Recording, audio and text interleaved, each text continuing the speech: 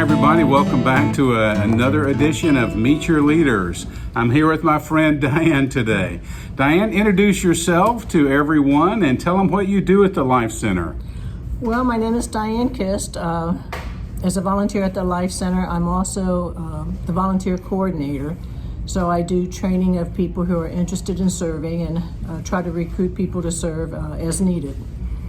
And then I do the monthly schedule. Okay, excellent. Most of you know Diane. She's been around Whitewater since with the first brick. I think she came with that. So if you don't know her, welcome to Earth. You've obviously been living on another planet someplace. Diane, I'm always amazed through the years that I've known you about this servant's heart that you have. You're always looking for ways to engage and serve and make someone else's life better. Kind of where did that come from, Diane? Where did that start?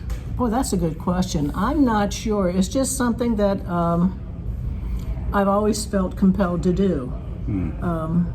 I can't see just sitting around doing nothing when I could be serving, and I enjoy it. So you really enjoy it.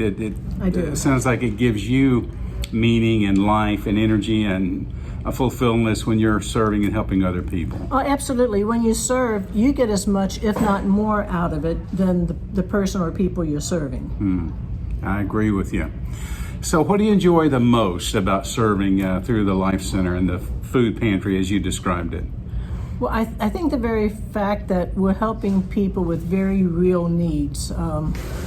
As part of the Solve 7, trying to remove the physical barriers so we can have spiritual conversations. And what's really cool is when, through the food pantry, we've helped some people, and now they in turn want to give back. And so several of them are now serving in the food pantry. So that's just kind of a win-win. I love seeing those guys here. It really Absolutely. is cool. I agree with you. Puts a smile on my face every time I see them here. All right, so now the Life Center 7, okay? Just rapid fire, 7 questions. This just helps our viewers to get to know you a little better. So first of all, what's the best book you've ever read? Well, other than the Bible, I really like historical fiction. And it's not so much a certain book, but it's a certain authors. Brock and Bodie Taney are excellent historical fiction writers. And I think their son has joined the group now. Okay, excellent. So that gives you good fulfillment. I love that, Diane. Good. All right, now suppose that tomorrow your rich uncle dies at 103, and that's sad, of course, but he's left you with millions of dollars, Diane. What would you do with that unexpected windfall of millions? Well, obviously, first I would at least tithe on it. Of course, the government's going to get their share. They're going to get the first crack, but then I would tithe on it. Then I got some family members who are going through some difficult times where finances are really tough, so I would try to help them out. Yeah. There's not a whole lot that I need. I'm debt-free. My house and car are paid off, so there's not a lot that I need. I would try to just make sure I'm a good steward of it. Oh, that's perfect, Diane. Thanks. So let's imagine for a second that your home is on fire. Tragically, that would be breathtaking, but I hope that doesn't happen. But just in case it does, and every living thing is already out, every pet, Okay. every person, and you had the chance to run back in and grab one thing, what's the one thing you would grab and bring back? Ooh. That is a really good question. I can't really think of things. As you say, things are things. Life is safe.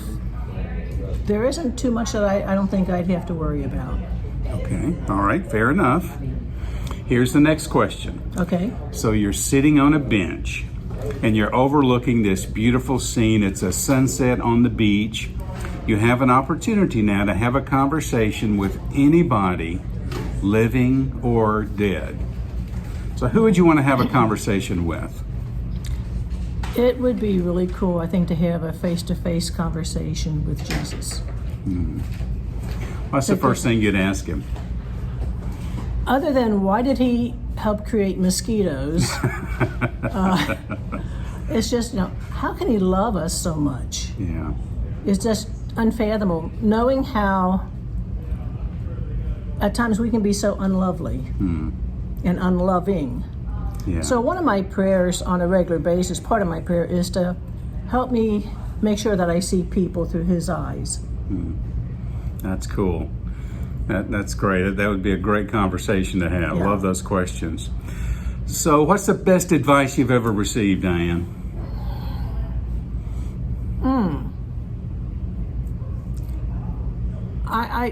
I don't know if it's the best advice, but certainly trying to let go of the past.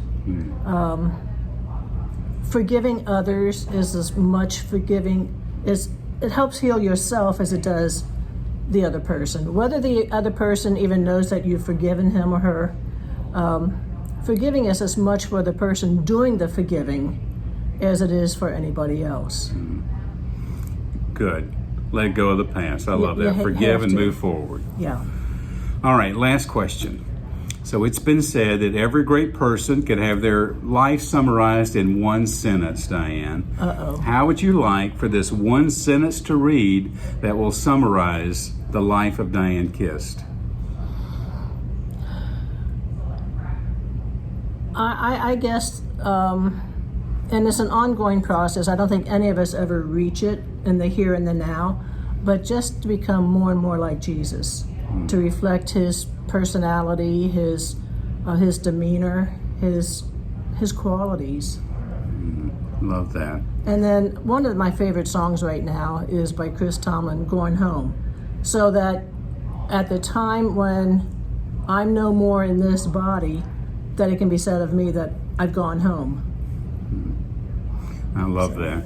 So she's gone home, and she was a lot like Jesus. That's what I hear the sentence reading. Yeah, that would be a successful life. That would be. Well, now you can see why Diane's one of the real keys in this cog of the Life Center. Hey, if you need to know any information about how to plug in or get involved in the various aspects of the food pantry especially, give Diane a call. She'll hook you up and get you trained and oriented and pointed in the right direction. Appreciate that. Hey, thanks for joining us. We look forward to seeing you next time for another edition of Getting to Know Your Leaders. Bye now. Bye-bye. Thanks, Jeff.